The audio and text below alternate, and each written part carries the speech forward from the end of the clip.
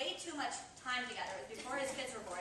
And together we did something that became known as the East Orlando Visioning Study. It's a 10-month project. It took us 6 months of community meetings. Over 200 people participated. We literally had a 48-question questionnaire that we had to get volunteers out there. Mr. McKinney here was involved from day one. Had to get volunteers out there at our local public shopping centers to fill out these questionnaires. We had to get 500 of them filled out, input into a database, and we produced a document that was 74 pages long called the East Orlando Visioning Report. And at the end of 2003, we presented that to the business community. And the rest is history, because in 2005, when Mayor Crotty laid out his vision for what is now known as Innovation Way, it was almost, in certain portions, word for word from this document that Jim and I wrote in beanbag chairs at our local Kinko's, listening to music. It was a compilation of over 200 people's energy over the course of 10 months.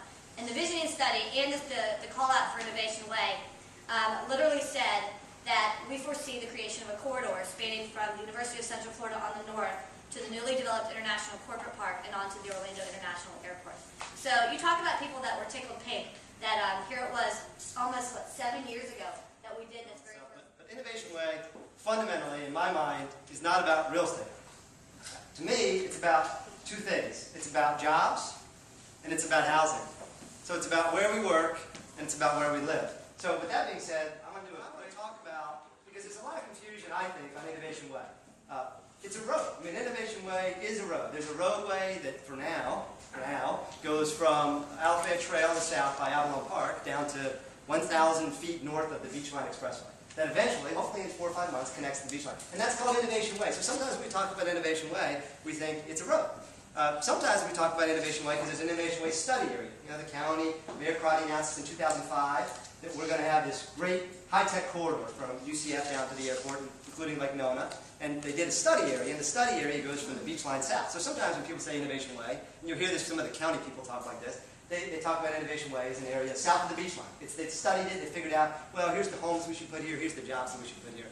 And then, in my mind, what Innovation Way really is it's a corridor. And it's a corridor that links people that are connected to education, like UCF, to research and development, like jobs at the Medical City and at Central Florida Research Park, and where they live. And it's a corridor of, you might call it, of creativity, hopefully of connectivity, and then of imagination. And it's kind of a big concept. But I think it's important to understand that we want to look at this thing as more than just a roadway or a little segment of southeast Orange County. It's a concept, and it's a way that we are going to be able to compete economically in the next 15, 20, 30 years. Now, I told you I put some papers on there, and I want to take you through a little analysis, and then I'm going to explain kind of what that means to me when we get to the end. Now, the yellow circles on that represent universities. You all know where the University of Central Florida is on that map? Everybody know what the yellow circle in West Florida is there? USF, that's right. The red circles represent research parks, or areas of high research concentration. So you have a red circle just to the south of UCF, that is Central Florida Research Park. You have a red circle that is to the southeast of the airport. Anybody know what that is? Medical City, Lake Nona. You have a red circle that's kind of equidistant between the two, which is a coming red circle. That's actually this program's second phase of the Central Florida Research Park. And then you have a green dot in that blue area. And tell me what that green dot is? Airport? Airport. That's right, the airport. And you have to see a green dot over in Tampa. Now, who can draw a conclusion? Who can tell me a conclusion from that picture on where people with graduate degrees tend to cluster? Come on, some attorney can tell me that. Around. What's a conclusion? What's a logical conclusion? Around universities, which makes sense. People go to university to what? Get educated, right? Particularly people with graduate degrees, they must be interested in some kind of advanced learning, otherwise they wouldn't have the degree. And so it makes sense that they're going to stay after they graduate, if they can, around a university. Because the universities in America today are the ones generating the research and development dollars. The box that I described earlier, everybody said, okay, well, I live there, I work there, I play there, or maybe I want to be there someday. There's about 450,000 people that live in that area. 500,000 people. And this is not a geographic, this is a geographic area, not political. I'm not talking about Orange County, I'm talking about a corridor here. And these people are fairly young. In fact, they're my age.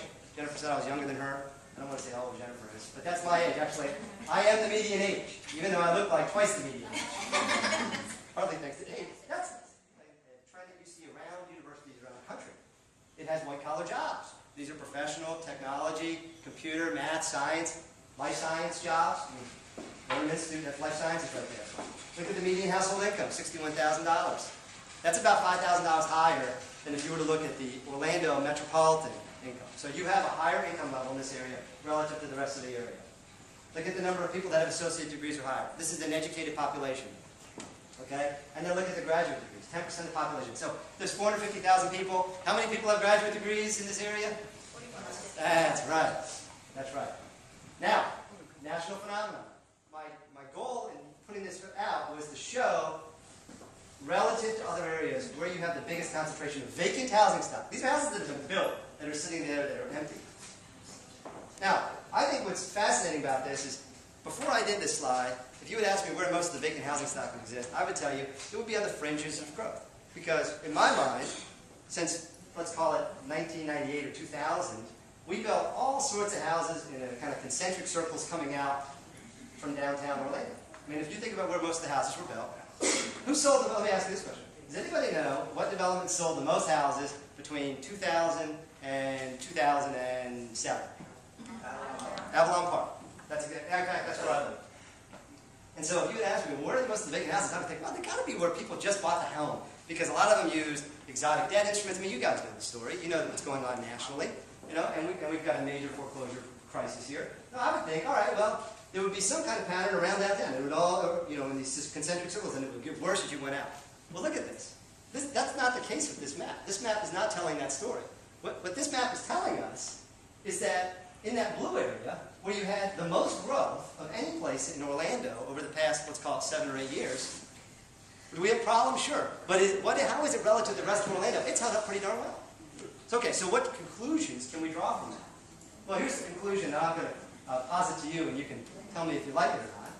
But what I'm going to tell you is that the types of people that are living in that blue box, the 450,000 people that are a microcosm of an Austin or a San Diego or a Phoenix, Arizona, those people still, for the most part, have jobs. They're in high-tech industry. They're in optics. They work in simulation and modeling. They work in healthcare. They work in education. I mean, who's the biggest employer in that area? Anybody know? In that blue box? UCF. How many people there? 6,000 employees? Something like that? 9,000 employees. I think there's a lot of policy decisions that we're going to make as a community over the next 5 years on how we grow, and where we grow, and what type of growth that we have.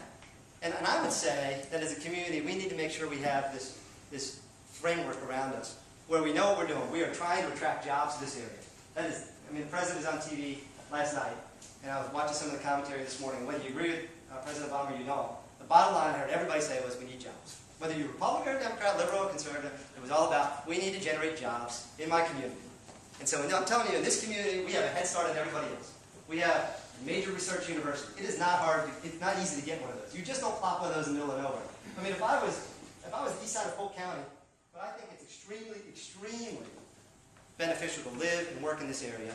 And I think as a community, if we continue to keep that going forward, then the real estate, the innovation wave will take shape. This concept will take shape around our research and development activities, around our university efforts, around our airport. And I think we can compete. I think someday we can compete effectively with the Austins and even the San Jose, San Franciscos, and Bostons of the world. We have those types of assets. If we will realize that and we'll work together as a community to do it. So that's my spiel. My last page there, I would simply tell you